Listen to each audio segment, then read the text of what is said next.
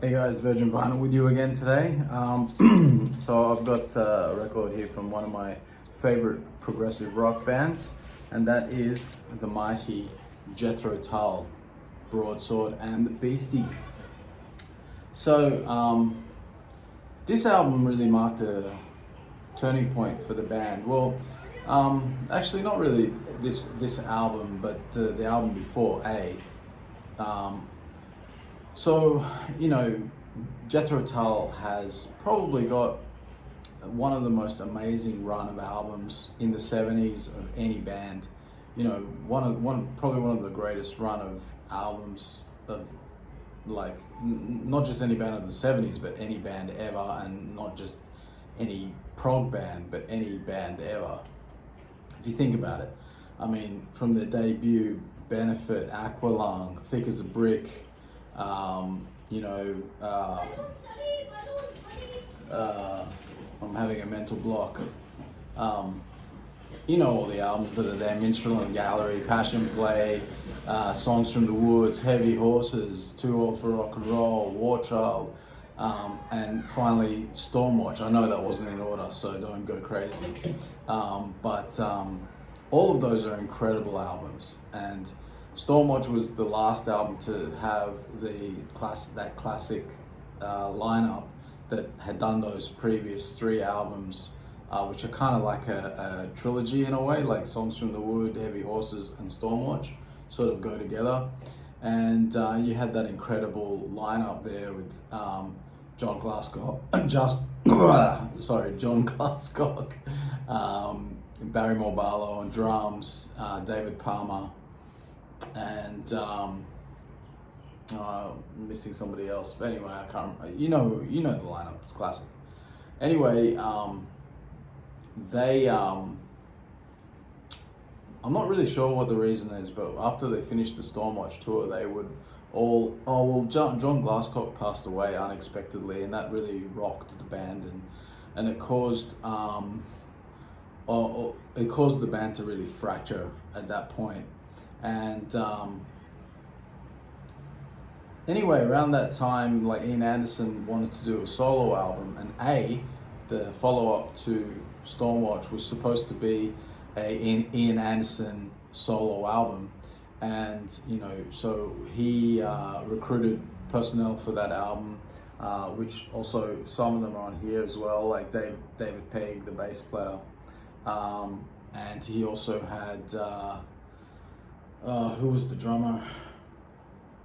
I can't remember, but anyway, he had a different drummer on there, not Barrymore Barlow, who is one of the great drummers of that era, one of the truly great, I think probably one of if not the greatest prog drummer of that era. Really underrated.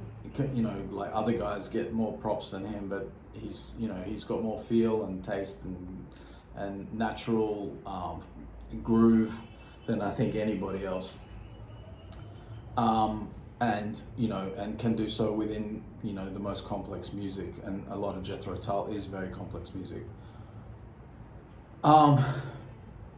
So when they finished recording that, the label, Chrysalis, wanted them to release it as a Jethro Tull album, and sort of forced Ian's hand. And subsequently it did come out as a Jethro Tull album, and that became the new lineup of the band. So moving forward to this lineup, so that was in 1980, forward 2 years, and you have Martin Barre is the only other Jethro Tull original member to survive into this version of the band. But everybody else is different. You have David Pegg, as I mentioned before, he was on A. And then you have, of course, Peter John Vertise on piano and Jerry Conway on drums and percussion. And what you have with this album is, you still have the Ian Anderson's sort of whimsical English aesthetic, all those things I've talked about with prog in relation to bands like Genesis, and yes, Jethro Tull have it in spades, and probably sort of express it in the most pure way, like that most sort of that English sense of humor, that English wit. It's very, very English, and it's very charming, very endearing, and musically, Ian Anderson is an absolute genius. On this album, that is all still there, and the songs there's some really good songs on here.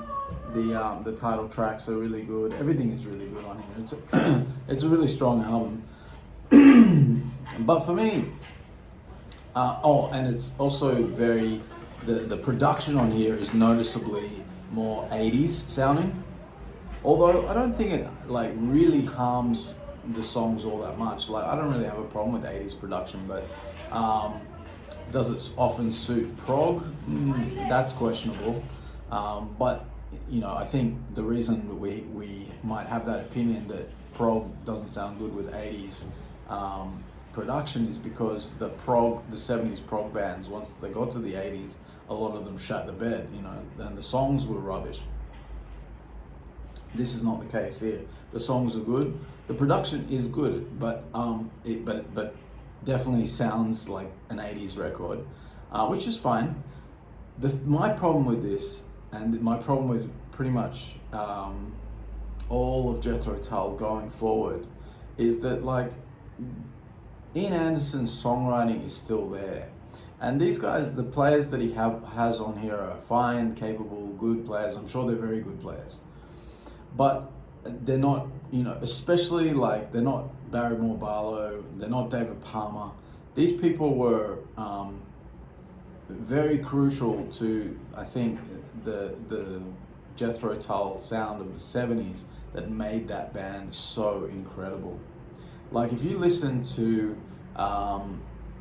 Jethro Tull live, the live album Bursting Out, I mean, you can just hear the energy that band generates. It's explosive. It's just,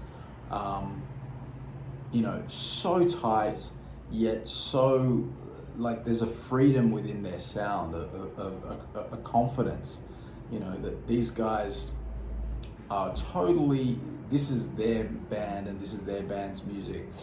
And once those guys left, especially Barrymore Barlow, the drummer, I think, is the real big loss. Because he just really, I think he was the perfect rhythmical foil for Ian Anderson, like the perfect counterpart for Ian's sort of approach to songwriting and his sort of whimsical forest dweller sort of aesthetic, but and he Barrymore Barlow brought the rock, brought the power, and made it sort of rhythmically much more interesting and really captivating at times. I mean, his drumming is fantastic. If you haven't paid attention, I'm sure Jethro Tull fans already know exactly what I'm talking about, but if you haven't really paid attention to the drumming in Jethro Tull, especially in the Barrymore Barlow era, go back and listen. He is killing it on the drums. It's awesome.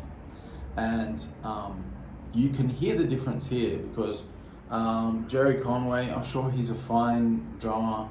I don't know much about him, but you can hear the difference. Like, it's just not as, it just doesn't have that same Jethro Tull feel. There's just something missing there that's not quite Jethro Tull for me. And so for me, all the albums going forward from this point really feel more like Ian Anderson solo albums. He's just got the name Jethro Tull there. Even though he's got Martin Barr in there, and some people I've heard say that, like, well, as long as you got Ian Anderson, you got Martin Barr. And Jethro Tull is, Ian Anderson, it's a funny one because, in many ways, Ian Anderson is Jethro Tull, and I can understand him going forward with the name, even if it's just him. He's the songwriter. He does compose everything. But what made his songs sound so great was a specific bunch of guys. You know, there was a specific bunch of guys that worked perfectly to take fantastic material into the level of transcendent material. And I just think that as much as I do love this album, it's really cool. I mean, I bought it for a reason. It's not a piece of shit. It's awesome. I think that it's not quite as good as the '70s albums, and really nothing. Like, I think this is the best of the albums that came after the '70s. But although I'm not familiar with every single album that came after, at some point I have to do a bit more of a deep dive. But really, like, my heart lies with the '70s Jethro Tull, and everything that I've heard after that, even up until now with the release of the new album, it's good music. It's good music, but it's like, it sounds like a really good Jethro Tull tribute band. You know, it doesn't sound like Jethro Tull. It sounds like a fantastic Jethro Tull tribute band, and I'm totally okay with them existing like that. And you know, I'm not saying that they shouldn't do it. No, none of that. That's just how I feel about it. That's just how it sounds to me. Look at that incredible album art though. It's so cool. I absolutely love this album cover. I mean, it's just, that's so Jethro Tull right there. And at the back there is the ship. Absolutely incredible stuff. Beautiful. Absolutely beautiful. Love it. Anyway, guys, that's my thoughts about that. Please hit the subscribe button. Tell me what you think about Jethro Tull. Do you agree with me? Do you think that they got better in the 80s with the different lineup? And after that, like moving forward, I'd be really interested to see if there's anybody out there who has that opinion, because that would surely be a contrarian one and interesting to hear you out. I'm sure most of you agree with me that the '70s stuff is the best. And but either way, I'd love to hear your opinion. All right, guys, have a good one, and hit the subscribe and like and comment, and I'll see you tomorrow. Bye.